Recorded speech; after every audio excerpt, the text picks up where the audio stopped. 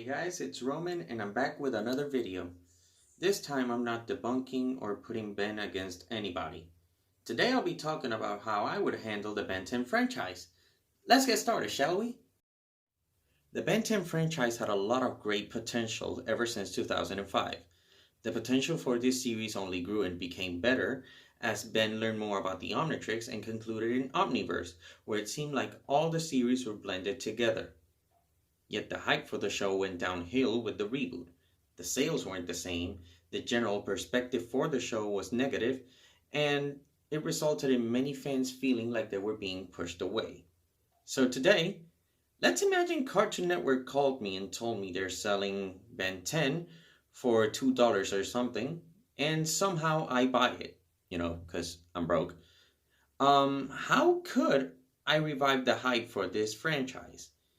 Well, here's how I'd handle the franchise and each and every one of the shows. The first series I'd start with, I put the title of Ben 10 Begins. This would be the start of everything. Like the original series, Ben would be a soccer player on his school and constantly would get picked on by Cash and CJ. The difference is that Ben is a little bit more athletic as his parents want him to get a scholarship for playing football. Later on, he goes on vacation and finds the Omnitrix.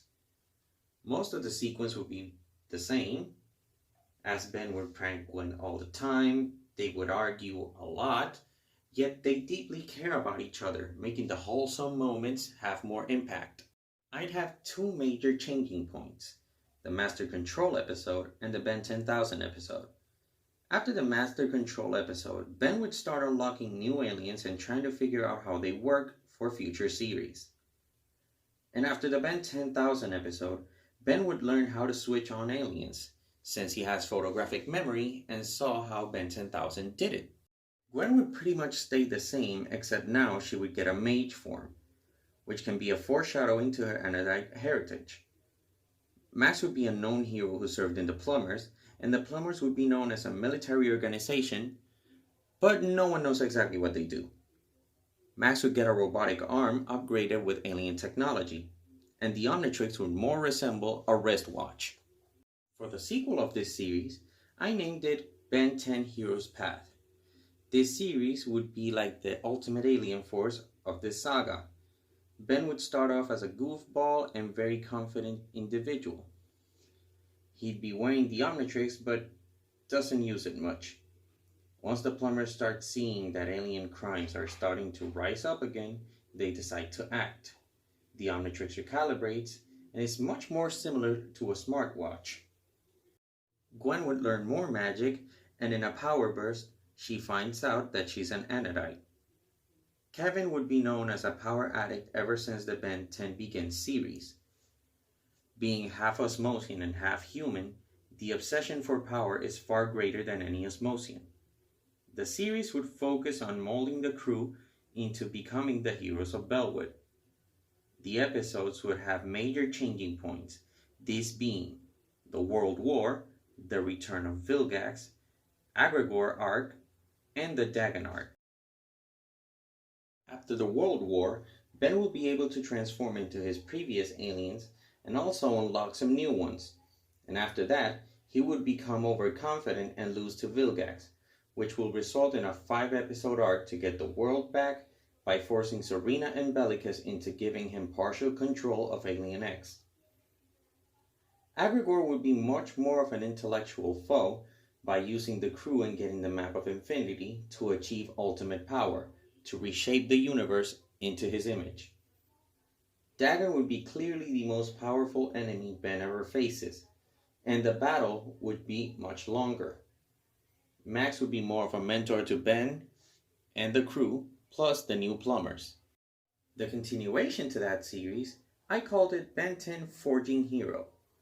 This series would have a Ben that already knows how the Omnitrix works and what his aliens can do. He unlocks new aliens and new features he didn't know about and has to figure out. The Plumbers would act more as a police force between humans and aliens. Gwen is now learning about the source of magic with Hex, her former enemy, and Kevin is at a local auto shop. Both are still in Bellwood but don't have enough time to help out Ben. Rook is pretty much the same, except he has only more than one proto tool. There will be much more changing points in this series. This would be the Annihil Arc episode, the Multiversal Ben episode, and the Monster World episode, setting Ben and his foes at a new level. And finally, the last series of this franchise, Ben 10,000, a series that somehow Cartoon Network hasn't done. The conclusion of the Ben 10 saga would feature Gwen becoming the ruler of Ledger Domain, and Kevin training the new recruits of the Plumbers. Ben would wear an upgraded version of the Omnitrix, and has unlocked all of his aliens and features, which he sort of masters, and there are some aliens that he doesn't know how to control fully, as he has all 10,000 of them. The villains would all be upgraded to be a better challenge for the hero, and new cosmic villains would awaken to take on the hero of heroes. Grandpa Max would have passed away, and Rook took his place as leader of the Plumbers. Myax, Silene, and Verdona would all join the Plumbers in the memory of Max and to better maintain peace in the universe. This video was really fun to make, and I hope you enjoyed this. Also, let me know in the comments how you would handle the Ben 10 franchise if you were given the chance. I'm Roman Comics, signing out, and I hope you can subscribe for more, and wait for the next video. Bye.